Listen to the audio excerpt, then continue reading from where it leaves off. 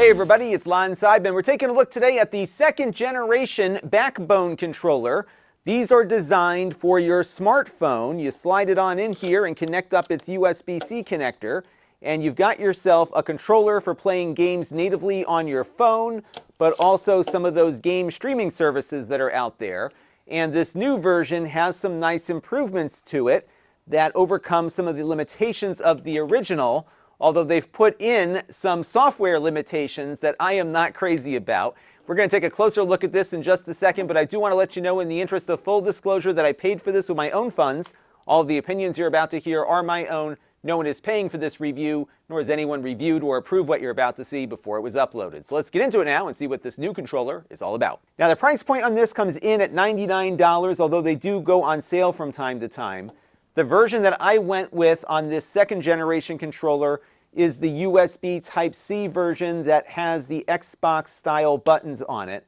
They also make a PlayStation version that is white in color and has the PlayStation button logos on the buttons instead of the letters here. This is the USB-C variant because I have both an iPhone 15 Pro Max along with an Android phone, but they also make a Lightning version that only works with the older iPhones that still have the Lightning connector. Now, if you are familiar with the first generation controller, in my hand this feels almost exactly the same, maybe a little bit more refined in some areas, but otherwise it's pretty close to what the original was. I really like the original controller quite a bit, so it didn't really need any improvements. I am noticing this new one does open up a bit wider because it does accommodate many more types of phones over the last one that I had that was designed for the iPhone. The controller sticks feel great. They feel very similar to what you would experience on the Nintendo Switch. You don't have a ton of travel on them, but they feel good. We'll see how precise they are when we boot up a game in a little bit, but overall, very nice sticks here with a nice firm click on them. The D-pad is also very nice on here. It was great on the original controller, and again, we'll explore game controls in a little bit, along with all of your shoulder buttons here as well. Now, the big deal with the second generation controller is that it is much more friendly to phones in cases along with different types of phones, because the first one that I had, which was designed just for the iPhone, worked great with the phones that were available at the time the controller was released, but once the new iPhones came out, I think it was the 13 or the 14, you couldn't get the phone in the case any longer, and you had to get an adapter or print one out in order for it to fit. They've kind of rectified a lot of that with these replaceable little things that kind of snap in on the side here. So these are magnetic. They're a little hard to pop out, but once you get your finger in there, you can pop them out pretty easily here. And so you can pop these out completely on both sides if you have a phone that has a case. So right now I've got them out, and I have this big Android phone here. This is one of the older Pixel phones. And when I slide it in here, it fits now pretty decently. Now, if your phone doesn't fit all that well, they've got another set of these guides that you can snap in to get a better fit. And this came in the box. And I would imagine over time they might have other versions of these little guides here to help you. So there's probably a good chance that your phone is going to fit properly. But of course, everyone's configuration is different based on the phone and what you have attached to it. Now, on their website, they do have a list of all of the cases that they have currently tested with a number of popular phones. So if the case you own is on this list, you'll have some confidence that it will fit. But I think there's a good chance that you will have a good fit with the case that you have, even if it isn't listed. All right, I've got my iPhone attached here, so let's take a look at the controls. We will test the Android phone out here in a minute as well. And I have to say, it feels pretty much the same as the original, maybe a little bit better. And if you are unfamiliar with the backbone, the best way I can describe it is the same or similar to the Nintendo Switch Joy-Cons when you're in handheld mode. The sticks do not have much travel to them, but they also don't have much of a dead zone. They have a very nice firm click to them. In fact, they click a little nicer than my Nintendo sticks do. The buttons here on the right-hand side feel great. They've got a nice satisfying click as well, and they are about the same size as what you would expect on the Joy-Con. The D-pad here is excellent as it was on the original. I actually prefer this to the Nintendo version of it on their controller, so this is going to be great for games that make use of it. and we will explore that when we get the Android phone booted up in a few minutes here.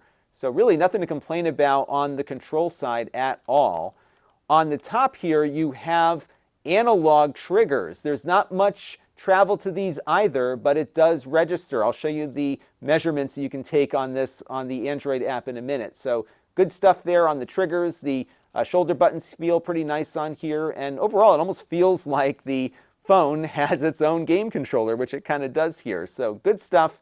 The phone fits nicely, and again, you can just take out those spacers if you need to get a better fit or put the other ones in on your particular setup. Now, there is an app that accompanies the controller that runs on iOS and Android. This is how you get your firmware updated along with a few other features.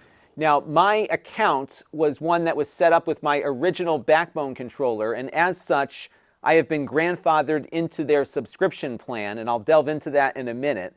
But what I wanted to do is just show you a few of the free features that you can access here on the app. One of them is the ability to calibrate your sticks here. This looks a little bit better on the Android side. So when we get to the Android functionality, you will see some differences here, but you can see how the controller functions here. Again, very little dead zone. You can't configure the dead zones here, but you can see how things are working and maybe get rid of any drift that you might be encountering. There's also a feature here to test the buttons. Again, on Android, it looks a little nicer than iOS does. There is button mapping available here on iOS, but you have to do it through the iOS interface, not through the app itself, but they give you some instructions here. So quick and easy way to get everything up and running and tested if you need to, and there are some things that the subscription feature will offer beyond that. One other note here is that this button here will enable screenshots and screen captures of the video on screen, and you can just push it once to start a capture and hold it down to take a screenshot.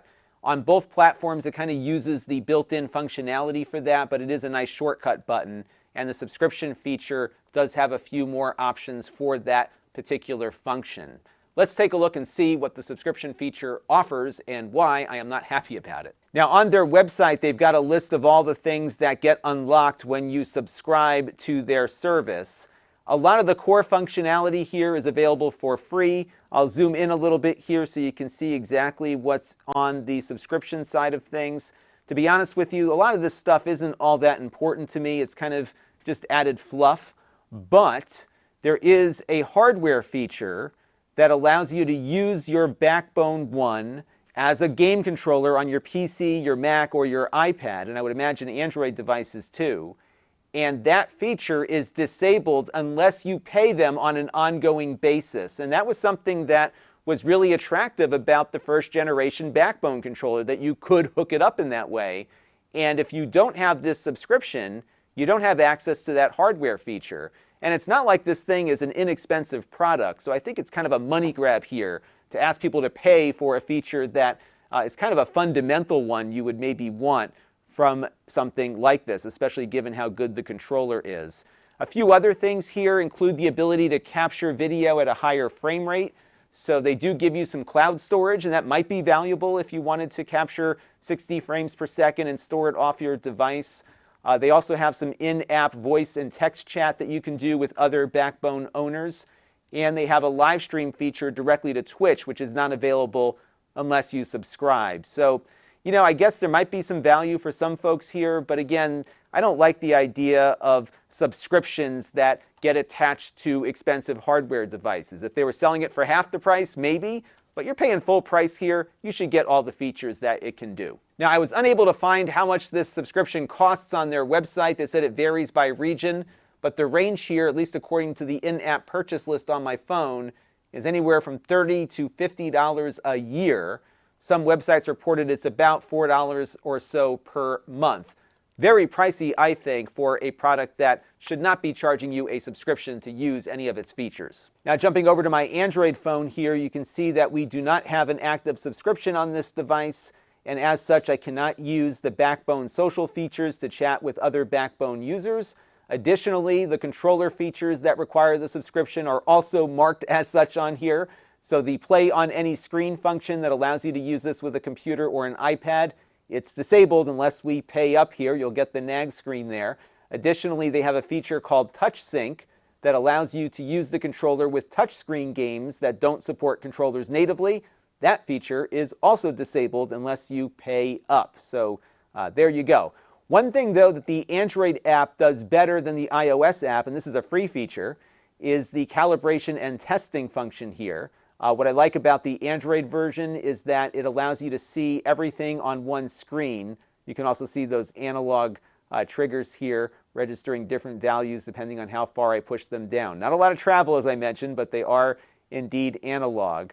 And you can test and get rid of controller drift by recalibrating here. So let's take a look at how it functions on Android in gameplay. We'll take a look at a cloud gaming service and then also an emulator. So as you can see here, we've got the Xbox Cloud Gaming app here running with Starfield. And of course, Starfield is not running natively on this phone. It is streaming it from Microsoft servers, but all feels pretty good here, just as good as the original controller. And it's nice to be able to pop my Android phone out, pop in my iPhone, and get a similar experience there as well. So there's no compatibility issues that I can see here, and everything seems to run just fine.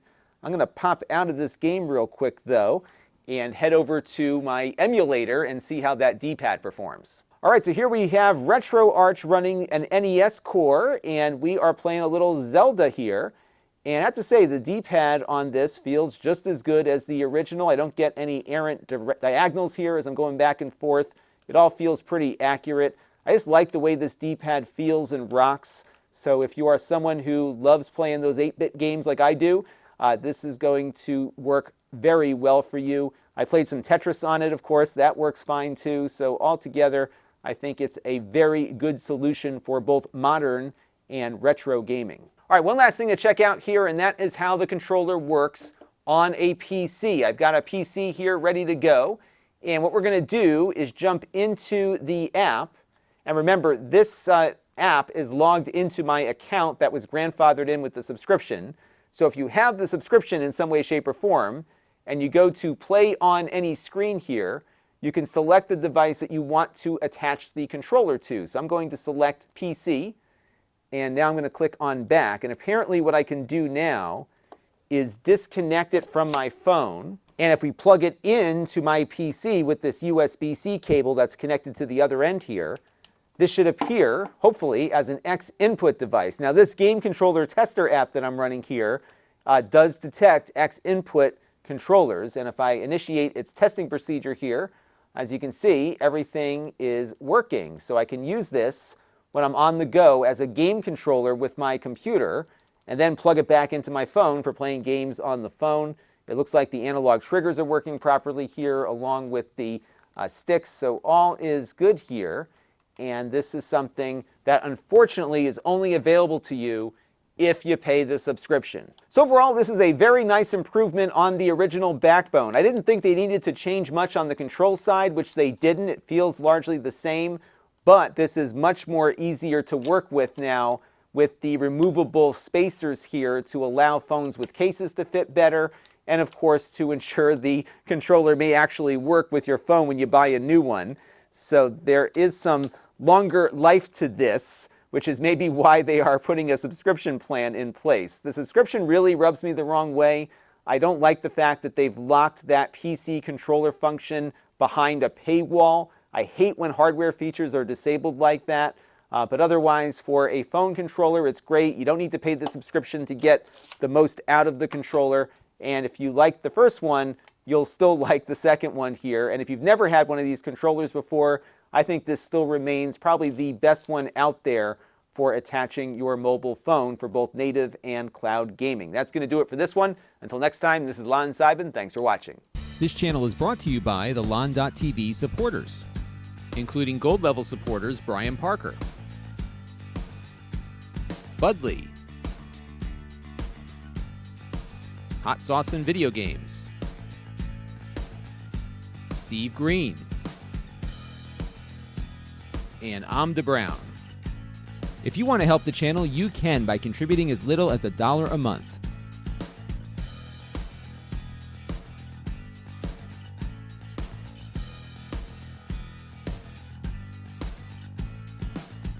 Head over to Lon.TV/support to learn more.